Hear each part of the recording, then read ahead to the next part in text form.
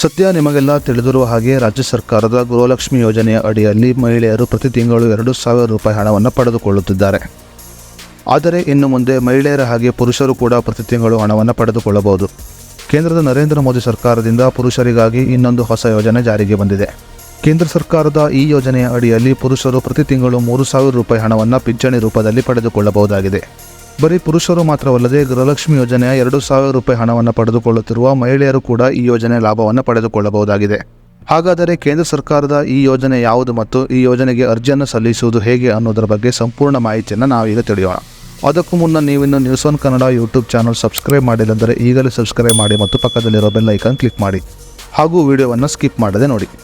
ಕೇಂದ್ರದ ನರೇಂದ್ರ ಮೋದಿ ಸರ್ಕಾರ ದೇಶದ ಜನತೆಗಾಗಿ ಈ ಶ್ರಮ ಯೋಜನೆಯನ್ನು ಜಾರಿಗೆ ತಂದಿದ್ದು, ಈ ಯೋಜನೆಯ ಅಡಿಯಲ್ಲಿ ದೇಶದ 36 ಕೋಟಿ ಅಸಂಘಟಿತ ವಲಯದ ಕಾರ್ಮಿಕರು ಪ್ರತಿ ತಿಂಗಳು 3,000 ರೂಪಾಯಿ ಪಿಂಚಣಿ ಹಣವನ್ನು ಪಡೆದುಕೊಳ್ಳಬಹುದಾಗಿದೆ. ಅಸಂಘಟಿತ ವಲಯದ ಕಾರ್ಮಿಕರ ಹಿತದೃಷ್ಟಿಯ ಉದ್ದೇಶದಿಂದ ನರೇಂದ್ರ ಮೋದಿಯವರು ಈ ಯೋಜನೆಯನ್ನು ಜಾರಿಗೆ ತಂದಿದ್ದಾರೆ. ಕೇಂದ್ರದ ಈ ಶ್ರಮ ಯೋಜನೆಯ ಅಡಿಯಲ್ಲಿ ದೇಶದ ಅಸಂಘಟಿತ ವಲಯದ ಕಾರ್ಮಿಕರಿಗೆ ಪ್ರತಿ ತಿಂಗಳು 3,000 ರೂಪಾಯಿ ಪಿಂಚಣಿ ಹಣವನ್ನು ನೀಡಲಾಗುತ್ತದೆ. ಅದೇ ರೀತಿಯಲ್ಲಿ 2 ಲಕ್ಷದ ತನಕ ವಿಮಾ ಸೌಲಭ್ಯವನ್ನು ಕೂಡ ನೀಡಲಾಗುತ್ತದೆ.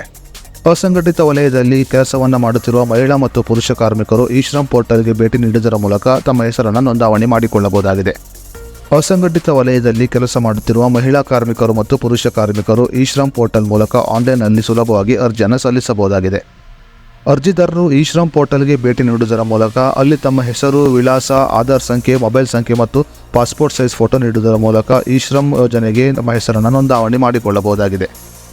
ಈ ಶ್ರಮ್ ಪೋರ್ಟಲ್ನಲ್ಲಿ ಹೆಸರನ್ನು ನೋಂದಾವಣಿ ಮಾಡಿಕೊಂಡ ನಂತರ ಕಾರ್ಮಿಕರಿಗೆ 12 ಅಂಕಿಗಳಿರುವ ಸ್ಮಾರ್ಟ್ ಕಾರ್ಡನ್ನು ನೀಡಲಾಗುತ್ತದೆ.